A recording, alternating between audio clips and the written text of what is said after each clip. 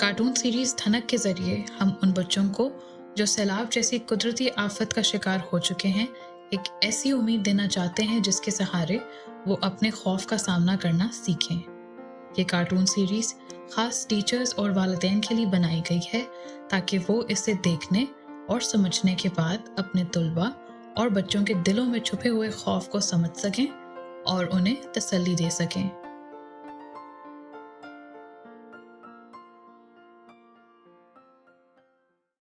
ہمارا گھر سیلاب کی وجہ سے بری طرح سے متاثر ہو چکا ہے۔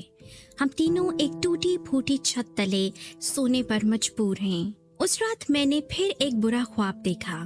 میں نے دیکھا کہ میرا اسکول چکنا چور ہو کر سیلاب میں بہہ گیا ہے اور میرے دوست مدد کے لیے چیخ رہے ہیں مگر ان کی مدد کرنا ناممکن ہے۔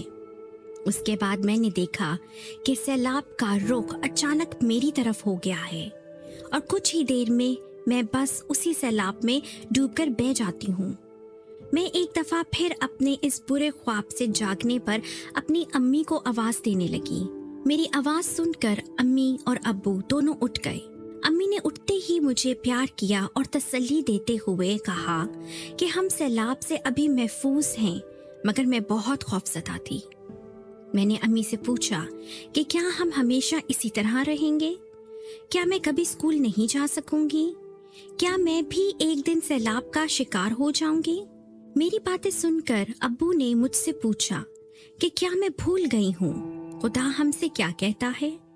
انہوں نے مجھے یاد دلایا کہ خدا تو ہم سے کہتا ہے کہ تم ڈرو نہیں کیونکہ میں تمہارے ساتھ ہوں۔ تو پھر جب خدا ہمارے ساتھ ہے تو ڈر کس بات کا؟ میں نے جواب میں ابو سے پھر پوچھا کہ کتنے لوگ سیلاب کی وجہ سے مر گئے، کتنی فصلیں اور زمینیں ضائع ہو گئیں، اسکولز تباہ ہو گئے ہیں، اتنی بیماریاں پھیلنی شروع ہو گئی ہیں، سب کچھ پہلے جیسا کب ہوگا؟ امی نے پھر مجھے سمجھاتے ہوئے کہا کہ سیلاب سے جتنا بھی نقصان ہوا ہے اس کا سب کو افسوس ہے اور یہ کہ ہر ایک شخص خوفزدہ ہے۔ مجھے مزید تسلی دینے کے لیے امی نے اس رات میرے لیے حضرت نوح کی کہانی دہرائی۔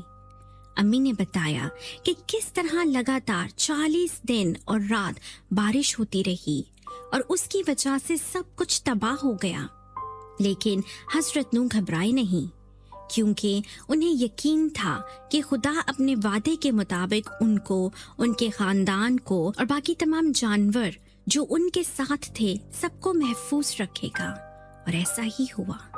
ٹھیک 40 دن اور رات کے بعد جب موسم صاف ہو گیا تو حضرت نوح کو آسمان میں دھنک نظر آئی۔ پھر ابو نے مجھے حضرت نوح کی کہانی سے ملنے والے 2 سبق سمجھائے۔ پہلا، خدا کبھی اپنے بندوں کو اکیلا نہیں چھوڑتا، ان کے لیے ہمیشہ مدد بھیجتا ہے۔ دوسرا کہ ہر مصیبت کے بعد خدا آسانیاں ضرور پیدا کرتا ہے۔